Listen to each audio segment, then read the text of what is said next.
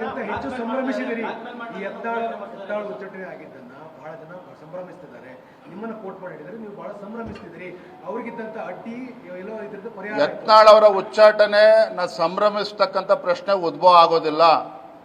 ಅಂತ ಮನಸ್ಥಿತಿ ನನಗೆ ಇದ್ದಿದ್ದೇ ಆದರೆ ರಾಜ್ಯದ ಅಧ್ಯಕ್ಷನಾಗಿ ಮುಂದುವರಿಯೋದಕ್ಕೆ ನಾನೇ ಹೇಳ್ಬಿಡ್ತೇನೆ. ಇವತ್ತು ಭಾರತೀಯ ಜನತಾ ಪಾರ್ಟಿ ಯಾವತ್ತೂ ಕೂಡ ಸ್ವಂತ ಶಕ್ತಿ ಮೇಲೆ ಅಧಿಕಾರಕ್ಕೆ ಬಂದಿಲ್ಲ. ನನ್ನ ಮುಂದೆ ಇರ್ತಕ್ಕಂಥ ಗುರಿ ಇವತ್ತು ರಾಜ್ಯದ ಮುಖ್ಯಮಂತ್ರಿ ಆಗಬೇಕು ಅಂತ ಹೊರಟಿಲ್ಲ. ನನಗೆ ಪಕ್ಷದ ವರಿಷ್ಠರು ಕೊಟ್ಟಿರ್ತಕ್ಕಂಥ ಜವಾಬ್ದಾರಿ ರಾಜ್ಯದಲ್ಲಿ ಭಾರತೀಯ ಜನತಾ ಪಾರ್ಟಿ ತನ್ನ ಸ್ವಂತ ಶಕ್ತಿಯ ಮೇಲೆ, ಮತ್ತೊಮ್ಮೆ ಹೇಳ್ತೇನೆ, ರಾಜ್ಯದಲ್ಲಿ ಭಾರತೀಯ ಜನತಾ ಪಾರ್ಟಿ ತನ್ನ ಸ್ವಂತ ಬಲದ ಮೇಲೆ ರಾಜ್ಯದಲ್ಲಿ ಅಧಿಕಾರಕ್ಕೆ ಬರಬೇಕು ಅಂತೇಳಿ ನನಗೆ ಪಕ್ಷದ ಜವಾಬ್ದಾರಿಯನ್ನು ಕೊಟ್ಟಿದ್ದಾರೆ ಹೊರತು ಮುಖ್ಯಮಂತ್ರಿ ಆಗಬೇಕು ಮತ್ತೊಂದು ಅಲ್ಲ.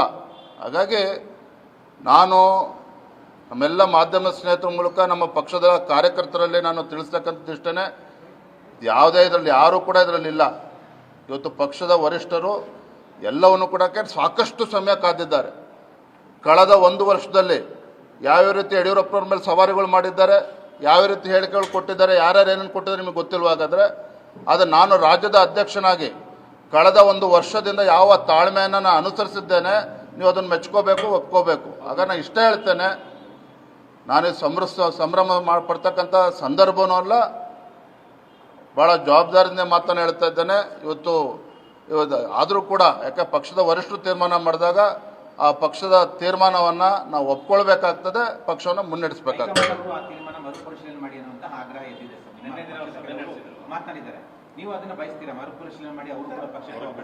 ನಾನು ರಾಜ್ಯದ ಅಧ್ಯಕ್ಷನಾಗಿ ಪಕ್ಷದ ನಮ್ಮ ಹೈಕಮಾಂಡ್, ನಮ್ಮ ವರಿಷ್ಠರು ತೆಗೆದುಕೊಂಡಿರ್ತಕ್ಕಂಥ ತೀರ್ಮಾನವನ್ನು ಗೌರವಿಸ್ತಕ್ಕಂಥದ್ದು ಅಷ್ಟೇ ನನ್ನ ಕೆಲಸ.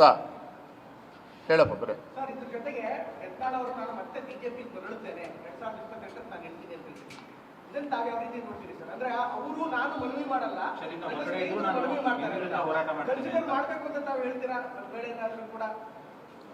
ನೋಡ್ರಿ, ಇದೆಲ್ಲವೂ ಕೂಡ ಪಕ್ಷದ ಹೈಕಮಾಂಡ್. ನಾನು ಇದ್ರ ಬಗ್ಗೆ ಅಭಿಪ್ರಾಯನೂ ಕೊಡೋದಕ್ಕೆ ಹೋಗೋದಿಲ್ಲ, ಅದ್ರ ಬಗ್ಗೆ ಏನು ಹೇಳೋದಕ್ಕೆ ಹೋಗೋದಿಲ್ಲ. Thank you.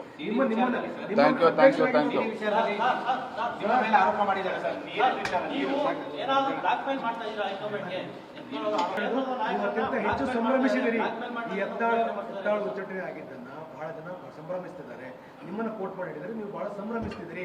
ಅವ್ರಿಗಿದ್ದಂತ ಅಡ್ಡಿ ಎಲ್ಲೋ ಇದ್ರದ್ದು ಪರಿಹಾರ. ಯತ್ನಾಳ್ ಅವರ ಉಚ್ಚಾಟನೆ ಸಂಭ್ರಮಿಸ್ತಕ್ಕಂಥ ಪ್ರಶ್ನೆ ಉದ್ಭವ ಆಗೋದಿಲ್ಲ. ಅಂತ ಮನಸ್ಥಿತಿ ನನಗೆ ಇದ್ದಿದ್ದೇ ಆದರೆ ರಾಜ್ಯದ ಅಧ್ಯಕ್ಷನಾಗಿ ಮುಂದುವರಿಯೋದಕ್ಕೆ ನಾನೇ ಹೇಳ್ಬಿಡ್ತೇನೆ. ಇವತ್ತು ಭಾರತೀಯ ಜನತಾ ಪಾರ್ಟಿ ಯಾವತ್ತೂ ಕೂಡ ಸ್ವಂತ ಶಕ್ತಿ ಮೇಲೆ ಅಧಿಕಾರಕ್ಕೆ ಬಂದಿಲ್ಲ. ನನ್ನ ಮುಂದೆ ಇರ್ತಕ್ಕಂಥ ಗುರಿ ಇವತ್ತು ರಾಜ್ಯದ ಮುಖ್ಯಮಂತ್ರಿ ಆಗಬೇಕು ಅಂತ ಹೊರಟಿಲ್ಲ. ನನಗೆ ಪಕ್ಷದ ವರಿಷ್ಠರು ಕೊಟ್ಟಿರ್ತಕ್ಕಂಥ ಜವಾಬ್ದಾರಿ ರಾಜ್ಯದಲ್ಲಿ ಭಾರತೀಯ ಜನತಾ ಪಾರ್ಟಿ ತನ್ನ ಸ್ವಂತ ಶಕ್ತಿಯ ಮೇಲೆ, ಮತ್ತೊಮ್ಮೆ ಹೇಳ್ತೇನೆ, ರಾಜ್ಯದಲ್ಲಿ ಭಾರತೀಯ ಜನತಾ ಪಾರ್ಟಿ ತನ್ನ ಸ್ವಂತ ಬಲದ ಮೇಲೆ ರಾಜ್ಯದಲ್ಲಿ ಅಧಿಕಾರಕ್ಕೆ ಬರಬೇಕು ಅಂತೇಳಿ ನನಗೆ ಪಕ್ಷದ ಜವಾಬ್ದಾರಿಯನ್ನು ಕೊಟ್ಟಿದ್ದಾರೆ ಹೊರತು ಮುಖ್ಯಮಂತ್ರಿ ಆಗಬೇಕು ಮತ್ತೊಂದು ಅಲ್ಲ. ಹಾಗಾಗಿ ನಾನು ನಮ್ಮೆಲ್ಲ ಮಾಧ್ಯಮ ಸ್ನೇಹಿತರ ಮೂಲಕ ನಮ್ಮ ಪಕ್ಷದ ಕಾರ್ಯಕರ್ತರಲ್ಲಿ ನಾನು ತಿಳಿಸ್ತಕ್ಕಂಥದ್ದು ಇಷ್ಟೇ, ಯಾವುದೇ ಇದರಲ್ಲಿ ಯಾರೂ ಕೂಡ ಇದರಲ್ಲಿ ಇಲ್ಲ. ಇವತ್ತು ಪಕ್ಷದ ವರಿಷ್ಠರು ಎಲ್ಲವನ್ನು ಕೂಡ ಸಾಕಷ್ಟು ಸಮಯ ಕಾದಿದ್ದಾರೆ.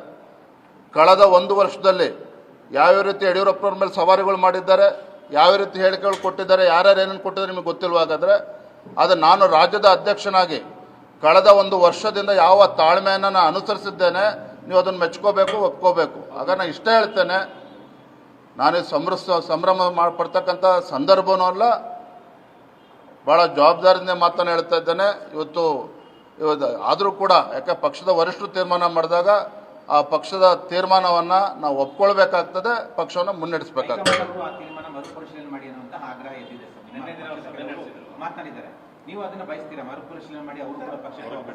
ನಾನು ರಾಜ್ಯದ ಅಧ್ಯಕ್ಷನಾಗಿ ಪಕ್ಷದ ನಮ್ಮ ಹೈಕಮಾಂಡ್, ನಮ್ಮ ವರಿಷ್ಠರು ತೆಗೆದುಕೊಂಡಿರ್ತಕ್ಕಂಥ ತೀರ್ಮಾನವನ್ನು ಗೌರವಿಸ್ತಕ್ಕಂಥದ್ದು ಅಷ್ಟೇ ನನ್ನ ಕೆಲಸ. ಹೇಳಪ್ಪ ಬರೇ.